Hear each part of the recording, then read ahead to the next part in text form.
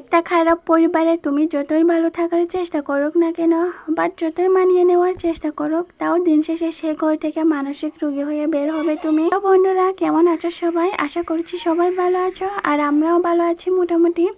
আর আমার ভিডিওকে কোথায় থেকে দেখেছো অবশ্যই কমেন্ট করে জানাবে আমাকে। জানো তো, আমি না খুব সাধারণ একটা মেয়ে, ছোটবেলা থেকে সাধারণ করে বড় হয়েছি। সরি, সাধারণ ঘর বললে ভুল হবে, খুব গড়ে একটা পরিবার থেকে উঠে এসেছি আমি। বিয়ের পরে এখনো খুব সাধারণ আছি আমি। সারা জীবন সে সাধারণটা থাকতে চাই, কেননা বলো তো, ছোটবেলা থেকে সে সাধারণ করে বড় হয়েছি বললাম তো, এখনো তো সে সাধারণ আছি। তাই সারা জীবন আমি সাধারণ হয়ে থাকতে চাই, কারণ অসাধারণ হওয়ার আমার যোগ্যতা নেই, ভগবান আমাকে সেই যোগ্যতা দেয় নাই।